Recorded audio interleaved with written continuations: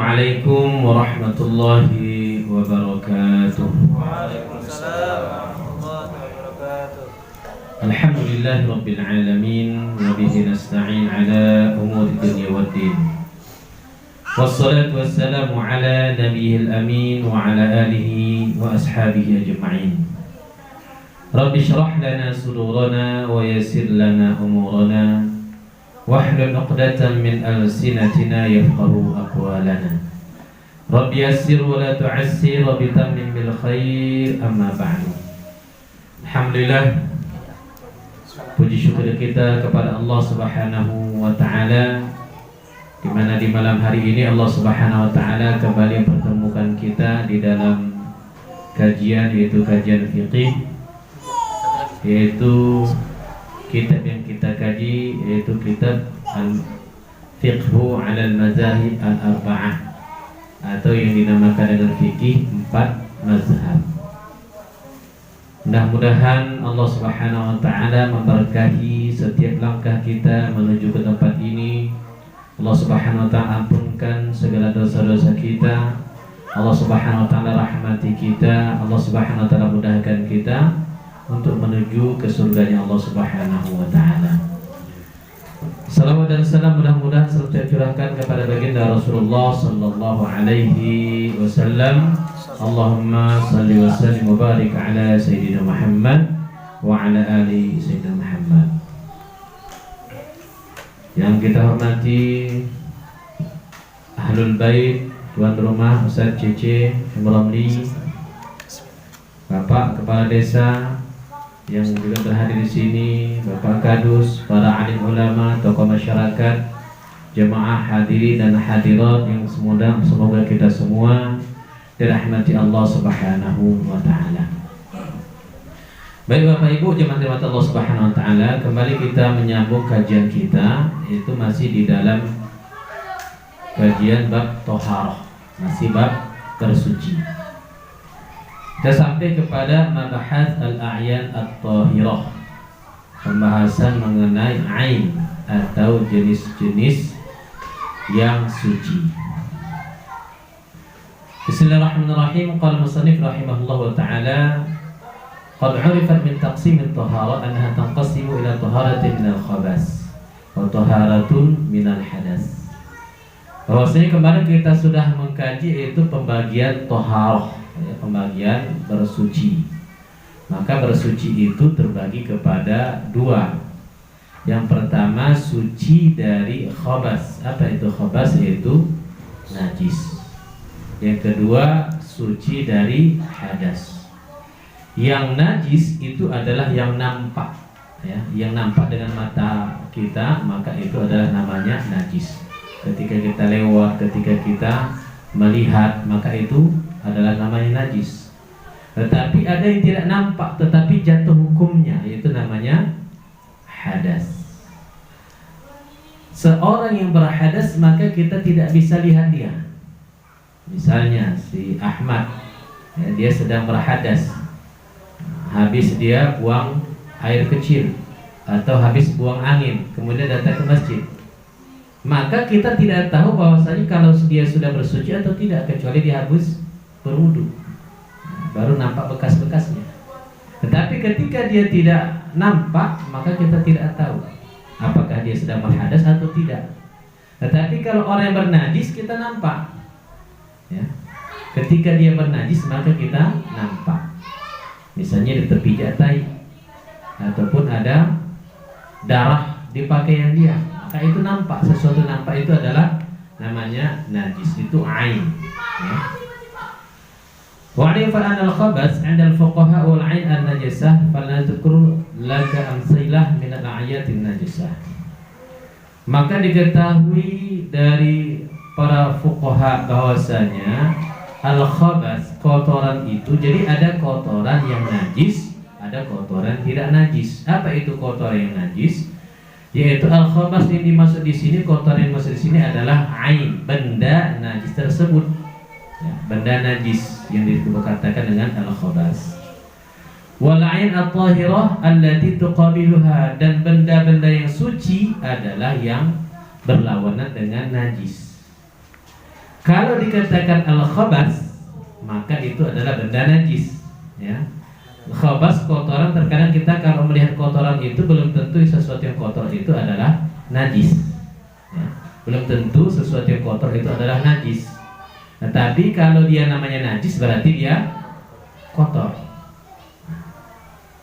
Misal anak kita habis makan, anak kita biasakan kalau makan dibiarkan dia makan sendiri, maka bercelemak dia, entah makan kecap lah, makan sambal lah, makan kuah, berselemak mulutnya, kemudian berselemak bajunya. Kita anggap dia kotor nggak? Kotor, bernajis nggak? Tidak najis. Nah, itu bedanya. Kita anggap kotor tapi belum tentu najis. Begitu juga misalnya anak kita main di lumpur dia, habis hujan kemudian ada genangan lumpur, main lumpur dia di situ. Kalau dia main lumpur di situ, kotor nggak dia? Bernajis nggak? Belum tentu bernajis, ya. Dia main lumpur belum tentu bernajis. Kalau tak ada kotoran najis di situ, maka dia tidak bernajis. Tetapi kita anggap dia adalah kotor. Tetapi di sini yang maksud dengan kotoran, ya, adalah najis itu sendiri. Tsumma nadhkuru laka ma yu'fa anhu min an-najasa wa kayfiyati tathhiriha. Dan ada juga najis yang ma'fu anhu, yang dimaafkan. Benda itu dia najis tetapi dimaafkan. Seperti apa? Nanti kita sebutkan, ya. Nanti kita sebutkan contohnya. Wal asyi'at tahirah katsirah, dan benda-benda yang suci itu ada banyak. Minha al-insan.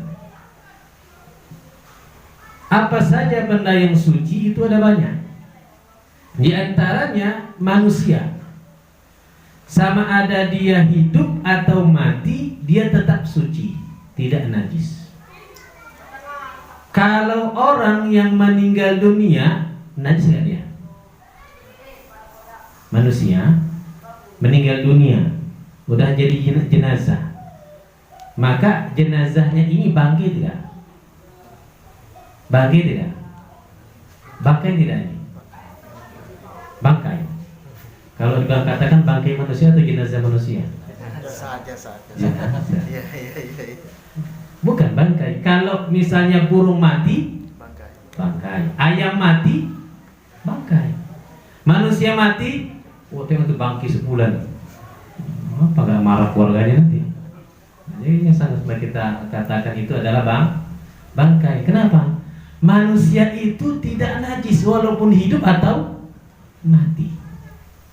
Makanya ketika dia dibawa ke masjid untuk disolatkan, boleh tidak? Boleh. Kalau dia najis, tak boleh masuk ke masjid, tak boleh disolatkan di masjid. Kenapa? Najis. Masa masukkan najis ke dalam masjid? Ya, tak boleh kita memasukkan najis ke dalam masjid. Orang yang janabah, orang yang sedang berhadas besar, dia tak boleh berada ataupun iktikaf di dalam masjid. Misalnya ketika dia di dalam masjid iktikaf, kemudian berhadas besar, ya, misalnya mimpi basah, maka dia wajib keluar dari masjid, bersuci terlebih dahulu. Begitu juga wanita yang haid, tak boleh dia berada iktikaf di dalam masjid. Kenapa? Dia sedang berhadas.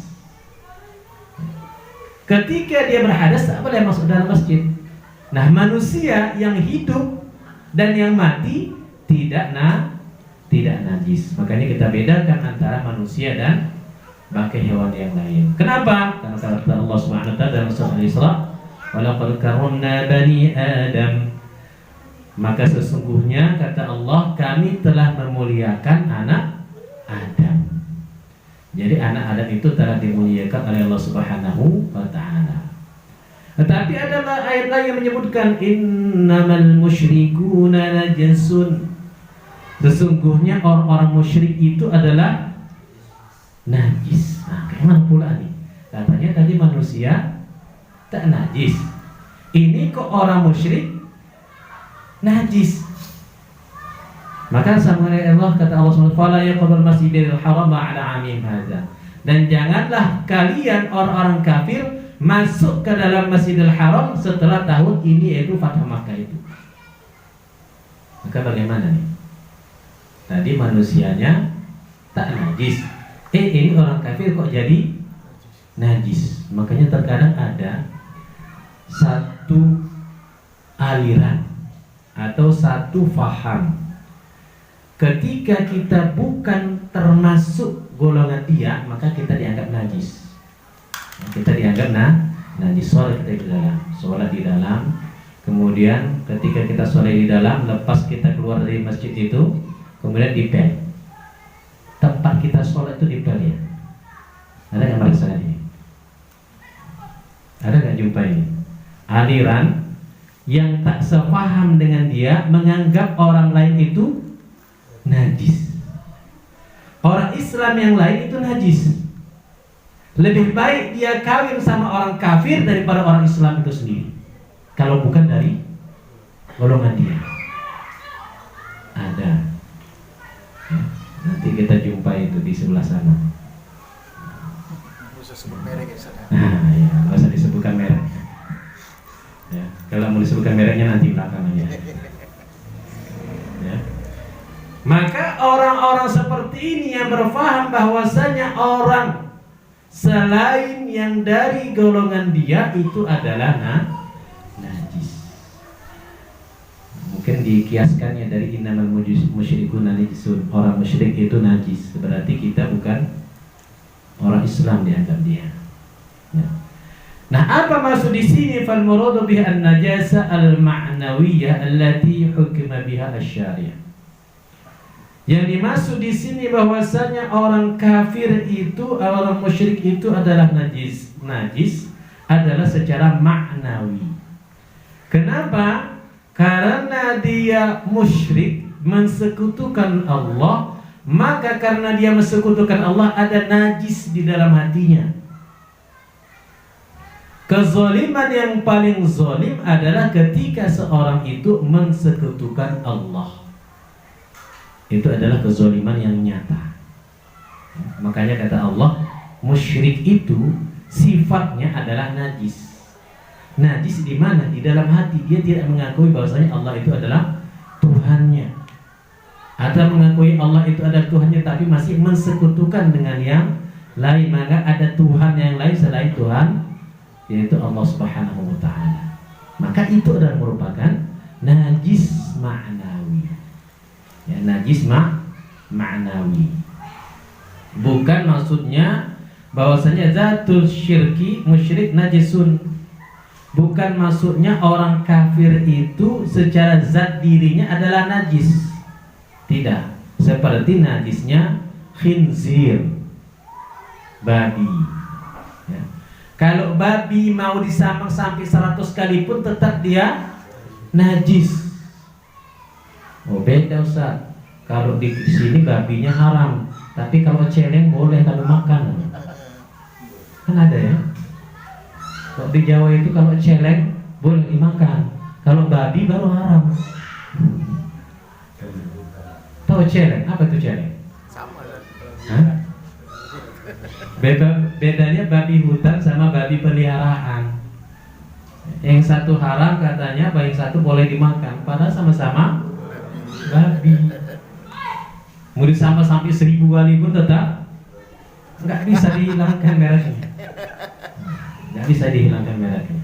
Ya, itu adalah najis aini. Najis aini dia tidak bisa disucikan kayak manapun caranya. Ya. Najis aini namanya. Itu seperti khinzir. Ya, maka tidak bisa disucikan. Ya, jadi jangan mensucikan khinzir. Nah, ini sekarang kita ada banyak bahan-bahan yang terbuat dari babi itu sendiri. Seperti apa? Seperti alat-alat kosmetik. Ya. Terkadang pakai shadow eye, apa namanya itu, bulu-bulu itu. Dia kalau bulu babi itu lembut. Tapi kalau pakai bulu sintetis, maka dia nggak bisa lembut. Maka kebanyakan alat kosmetik itu menggunakan bulu babi itu tadi, lebih halus dia. Dan banyak sekali menggunakan makanan-makanan, produk makanan menggunakan lemak babi. Dan kita sulit membedakan antara ini terbuat dari babi atau tidak, atau ada unsur babinya. Kenapa? Karena yang memproduksi kebanyakan adalah orang-orang kafir. Makanya kita susah membedakan. Makanya sekarang itu jadi umurun mutasyabihat, perkara-perkara yang dia antara halal dan haram. Jadi sulit kita membedakannya. Tetapi bagaimana kita bisa mengambil itu? Pesan Nabi, da'ma yaribu ila ma la yaribu. Kalau ragu jangan makan. Kalau ragu jangan pakai. Kalau ragu jangan digunakan. Tinggalkan. Ragu kita perkara ini ada yang haram, maka tinggalkan. Sebagaimana para sahabat ketika mereka mau memasukkan sesuatu benda ke dalam diri mereka, maka mereka bertanya, ini dari mana? Apa bahannya? Siapa yang berikan? Ketika dia mengetahui ini 100% halal, boleh dimakan, baru mereka makan. Mereka berjaga dan menjaga sekali terhadap apa segala sesuatu yang masuk ke dalam diri mereka. Makanya doa mereka makbul, dikabulkan oleh Allah. Kenapa kita meminta kepada Allah, berdoa kepada Allah, karena tapi doa kita selalu ditolak ataupun kita tidak pernah diijabah atau lama sekali diijabah oleh Allah. Kenapa? Mungkin bisa jadi ada sesuatu benda yang haram masuk ke dalam diri kita. Sebagaimana dalam hadis qudsi, maka ada seorang hamba, kata Allah, yang mengatakan, ya Rabbi, wahai Tuhanku, ya wahai Tuhanku. Akan tetapi famal basuh haram, pakaiannya daripada yang haram. Kemudian rizquhu haram, dia mencari rezeki dari rezeki yang haram. Kemudian wa mat'amuhu haram, makanannya yang dimakan adalah haram. Fa anna yustajabu lahu, bagaimana bisa diijabah doanya? Kenapa doa kita tidak diijabah oleh Allah, tidak dikabulkan adalah mungkin bisa jadi pakaian ataupun tempat ataupun rezeki ataupun yang kita makan sudah tercampur dengan benda-benda yang haram, ya. Maka kita harus berhati-hati terhadap segala sesuatu dari rezeki kita. Wa minha al-jamad wa huwa kullu jismin lam tuhilluhu al-hayat. Di antaranya yaitu setiap benda ataupun badan yang masih yang tidak hidup. Yang tidak hidup seperti itu tadi, selain manusia, bangkai. Ya, bangkai manusia, bangkai hewan itu adalah najis. Bangkai hewan itu adalah najis. Walam yanfasil an hayyin wa yanqasimu ila qismain. Dan dia terbagi kepada dua, ada yang hidup dan ada yang mati.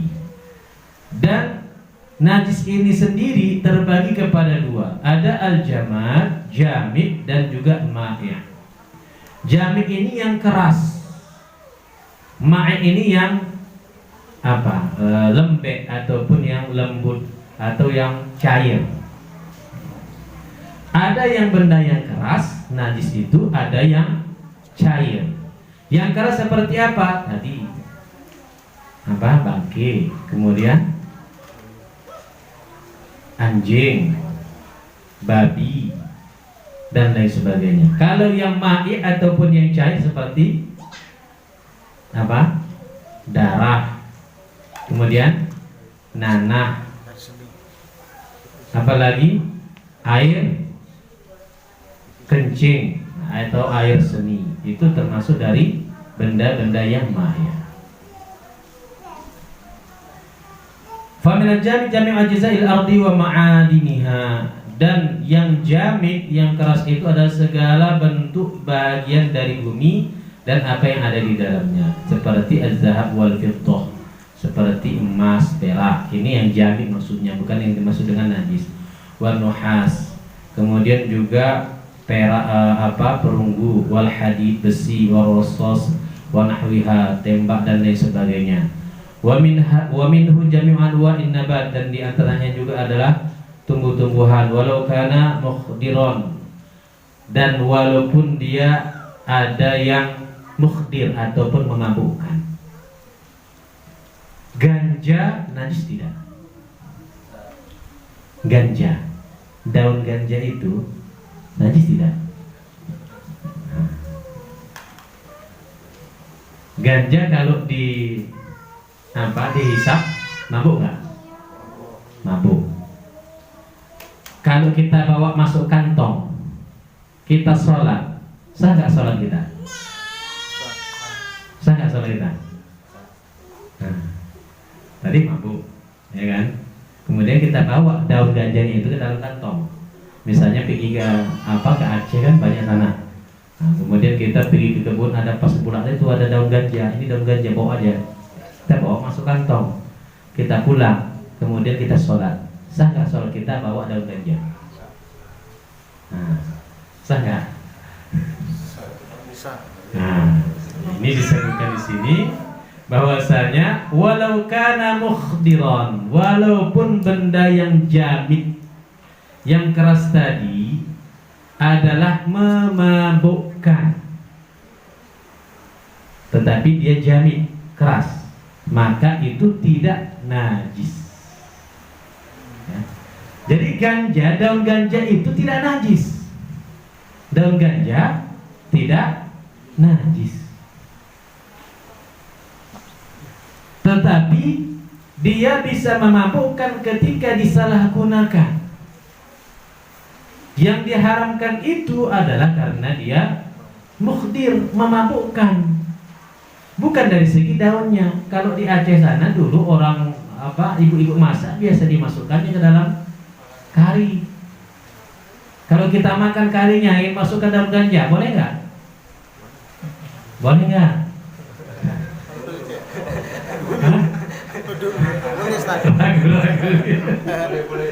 Boleh.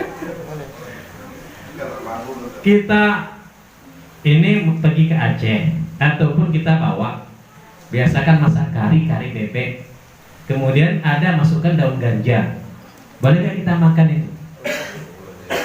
Boleh, nggak usah ragu, ya. Sama seperti memasukkan daun kari, daun salam, daun jeruk, itu sama ke dalam gulai dan dia tidak akan mabuk. Ya, masukkan satu keranjang, nggak tahu saya mabuk nggak, ke dalam gulai. Ya. Ketika dia memabukkan, maka itu yang menjadi haram. Cara memabukkannya bagaimana? Yaitu gimana caranya? Dihisap, dibakar, jadikan dipelinting-pelinting jadi ngerokok. Ya, kalau sekarang kan banyak itu rokok kelinting, biar murah sedikit katanya. Ya, rokok kelinting. Nah, beli tembakunya berapa? 5.000. Beli alatnya itu berapa? 20.000 ya. Katanya gitu. Beli kertasnya sama apa? Jadi murah. Satu bulan satu itu cukup 20.000 dah. Cukup 1 bulan. Kalau beli rokok yang 1 bungkus berapa? 1 bungkus 20.000. 1 hari 2 bungkus. Itu kalau sendiri. Belum lagi kalau ada kawan yang minta. Nah, ini dimasukkannya. Bukan daun tembakau, ganja dimasukkannya. Nah, mabuk dia. Berarti itulah yang jadi haram. Bukan dari segi ganjanya itu. Jadi boleh ganja dibawa? Boleh nggak ganja dibawa? Boleh kok, kata saya itu untuk makanan. Udah bawa dari Aceh, dibawain 1 ton. Tapi ada depan batasan. Disuruh standar. Kena tangkap lah. Saya bukan mengatakan boleh atau tidak, tetapi najis atau tidak. Nah, jangan salah tangkap nanti, bahaya nanti. Ya, jadi beda antara najis ataupun tidak najis. Kalau dia yang benda yang jamid, nah tadi jamid apa? Yang keras, walaupun dia memabukkan maka tidak najis. Berbeda dengan benda yang ma'ya ataupun dia cair. Kalau dia memabukkan maka dia najis. Yang memabukkan, yang cair seperti apa? Seperti wine, arak, ataupun tua. Istilahnya kedai tua. Ada kedai tua di situ. Yang masukkan dalam botol. Habis botol tua, kemudian jadikan tempat cuci tangan. Botol bir itu jadinya cuci tangan. Itu tetap najis. Kenapa? Karena ain atau bendanya adalah cair. Ketika bendanya cair, maka itu najis. Tetapi ketika bendanya jamid, keras, maka tidak najis walaupun memabukkan. Itu dibedakan. Ya.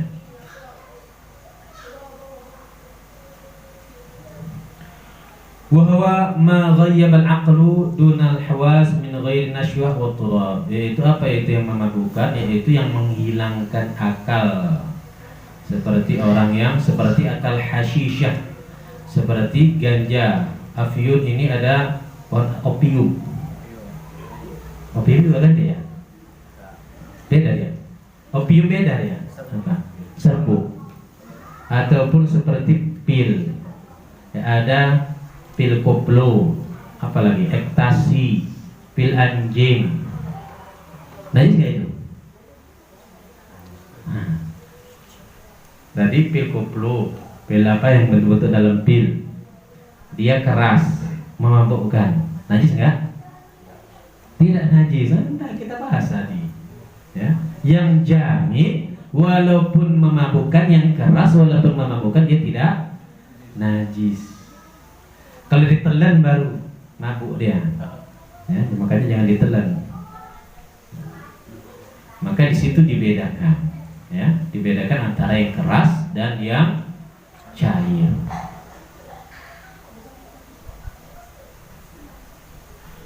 Au kana murqidan wa huma ghaibun aqlu wal hawas ma'an qaddaturah wal bangga. Bangga itu banja, sama juga ganja. Ganja juga itu. Au kana yadurru bil badan kan nabatis samah, ataupun segala sesuatu yang memudaratkan kepada badan seperti yang tumbuhan beracun. Ya, tumbuhan beracun ada. Kalau kita makan daun tersebut maka kita bisa mati. Nah, ada namanya daun apa itu? Daun beracun. Ya, daun beracun. Makanya jangan sembarang makan daun. Segala yang ada daun dimasak dia.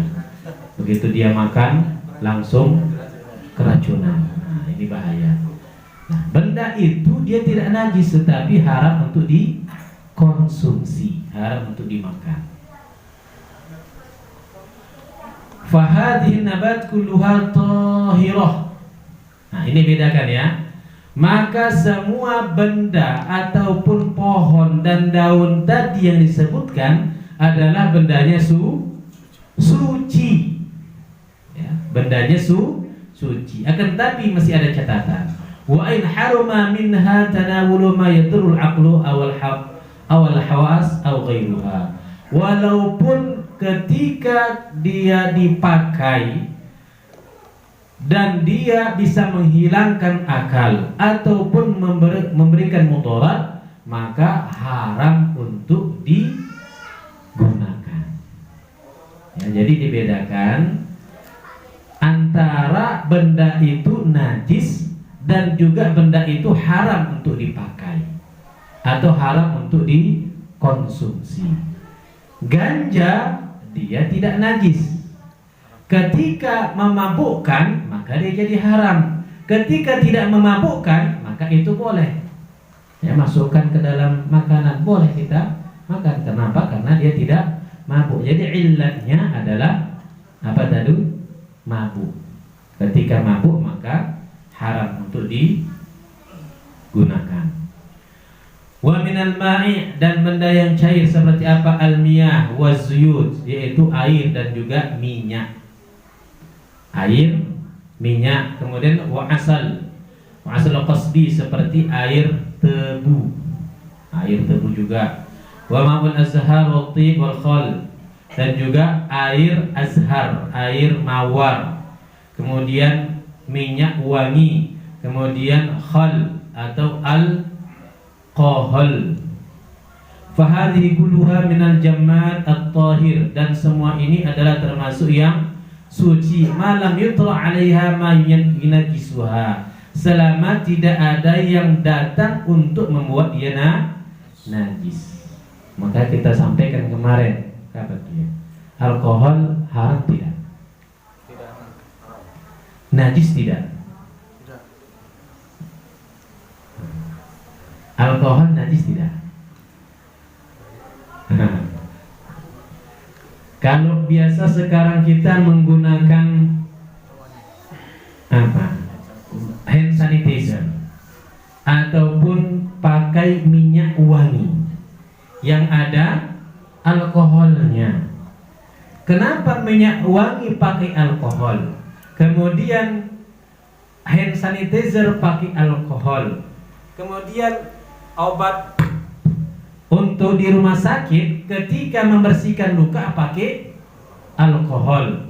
Membersihkan alat-alat operasi itu menggunakan alkohol.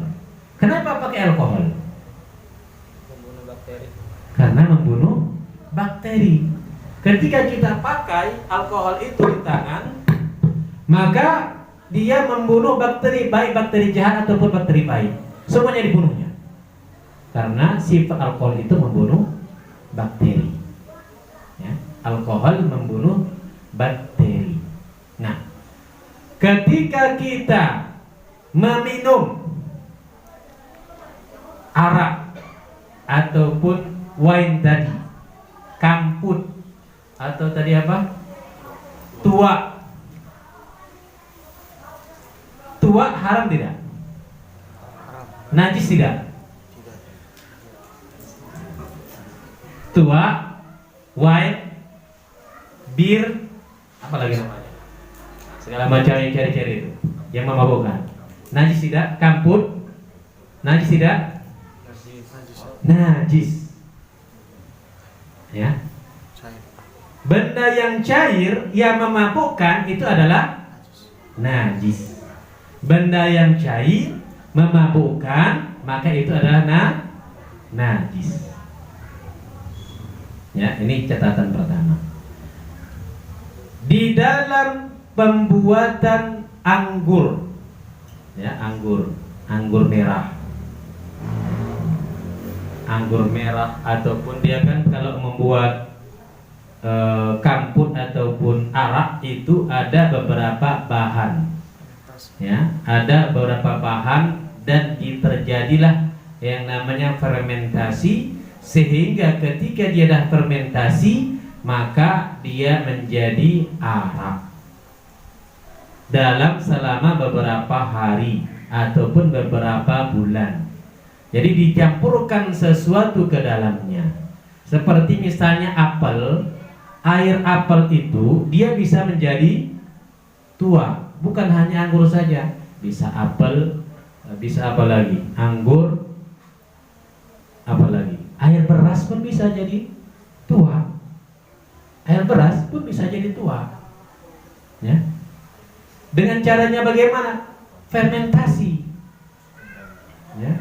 Dimasukkan sesuatu benda, walaupun bendanya itu suci.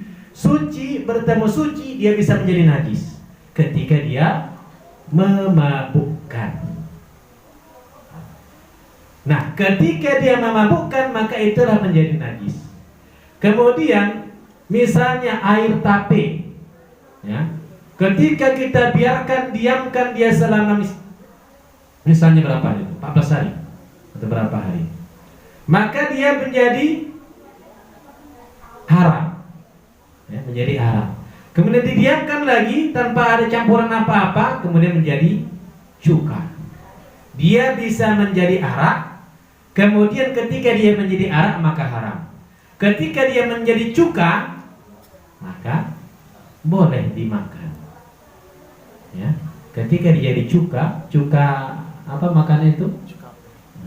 Itu boleh dipakai, boleh dimakan, boleh dikonsumsi. Kalau dia menjadi cuka.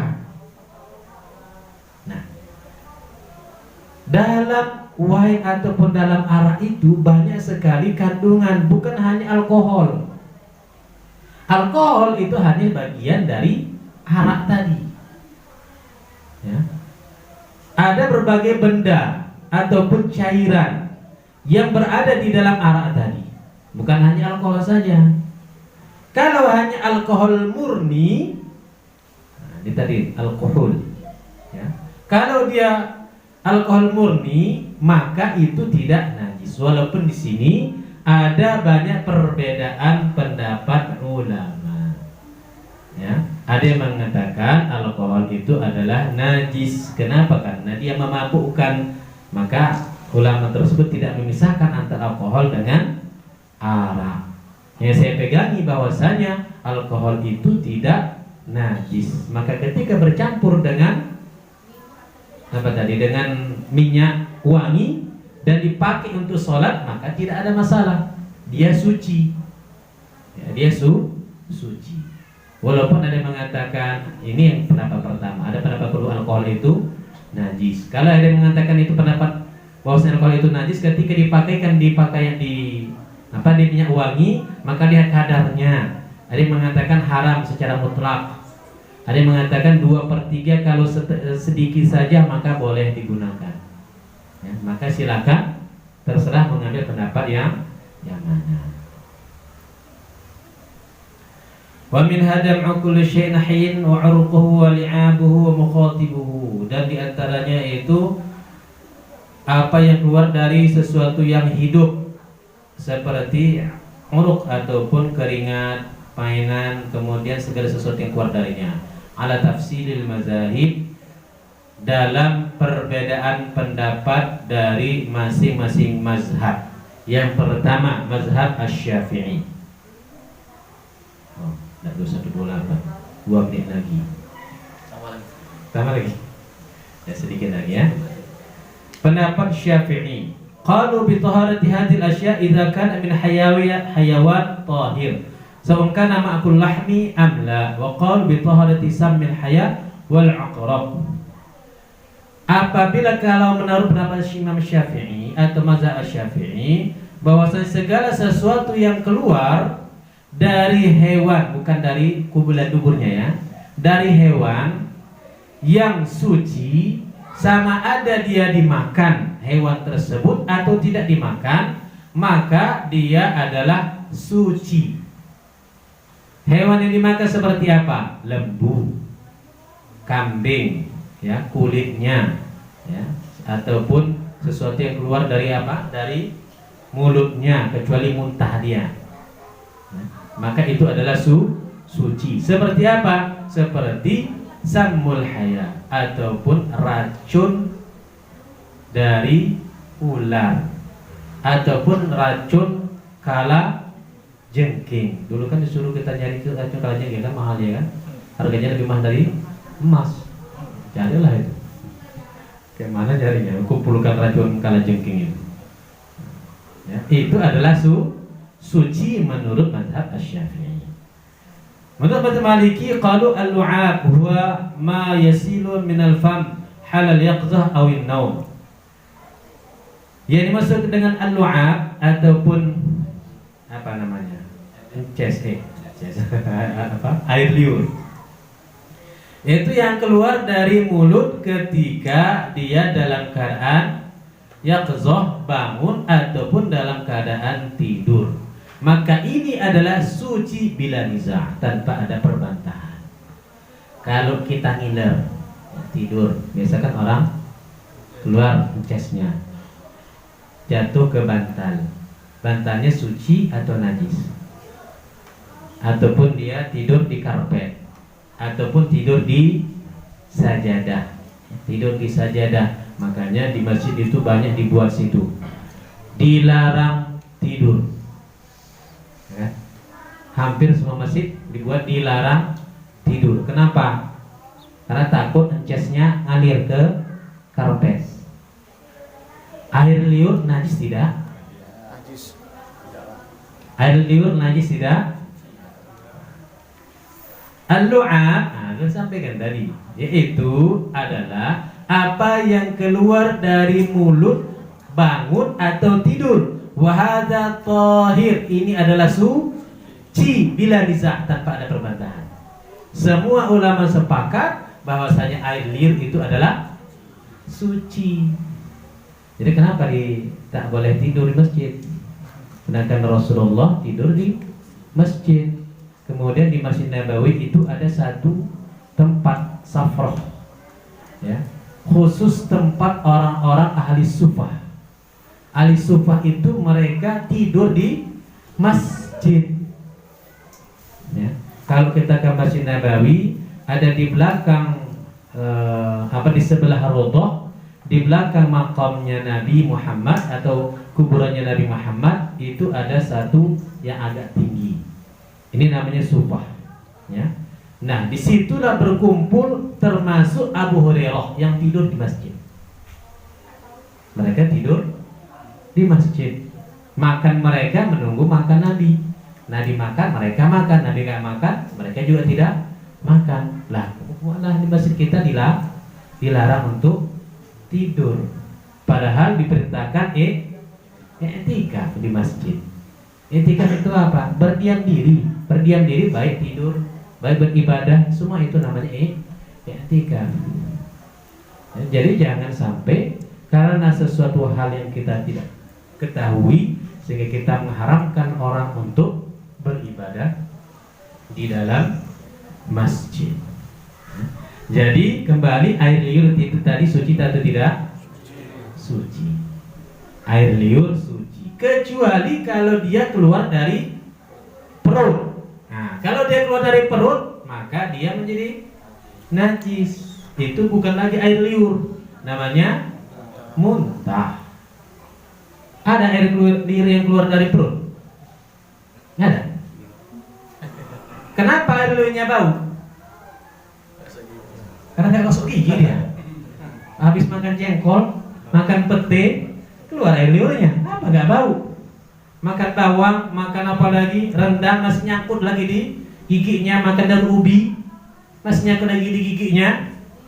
Keluarlah dia. Apa nggak bau? Makanya diperintahkan Nabi untuk siwak ataupun menggosok gigi. Ya, bersiwak, menggosok gigi. Ya, supaya liur kita nggak bau. Walaupun ngalir dia pun nggak bau kali, kan kita ini kan nggak bau juga ya.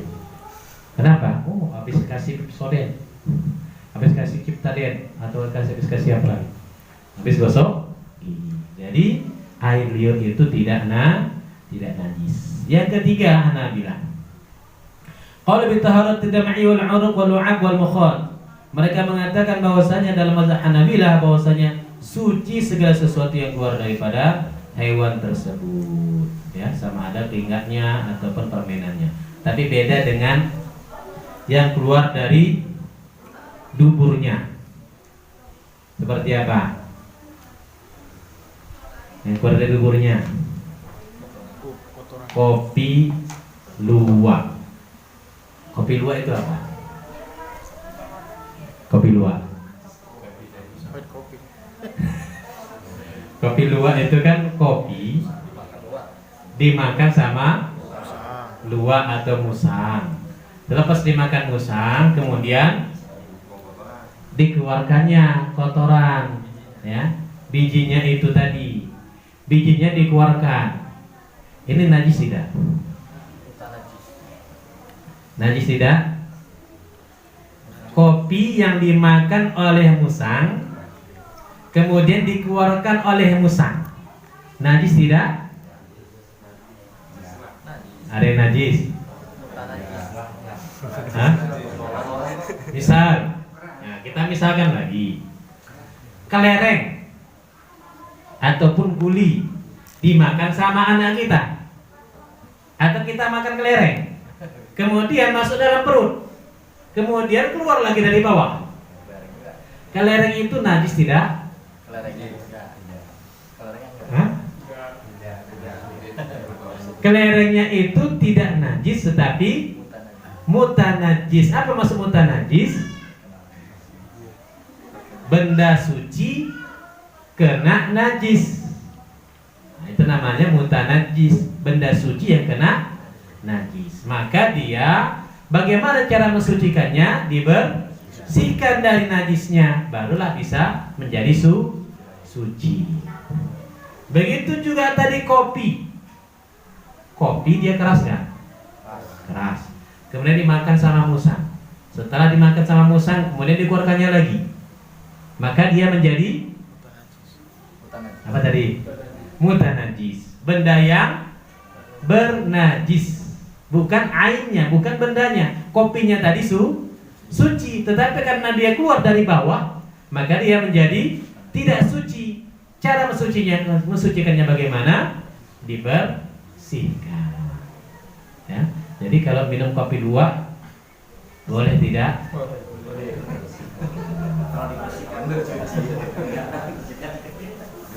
Dibersihkan atau enggak itu kopi 2-nya? Misalnya habis keluar langsung ambil langsung dilempur masukkan dalam kopi. Jadi ketika dia disucikan maka dia boleh dikonsumsi. Ya. Hanafiyah qalu hukmu 'uruqil hayy wa li'abihi hukmu as-su'ri taharatun wa najasah. Wa sata'rifu ba'd. Nanti kita akan bahas. Wallahu a'lam bishawab. Insyaallah kita akan kaji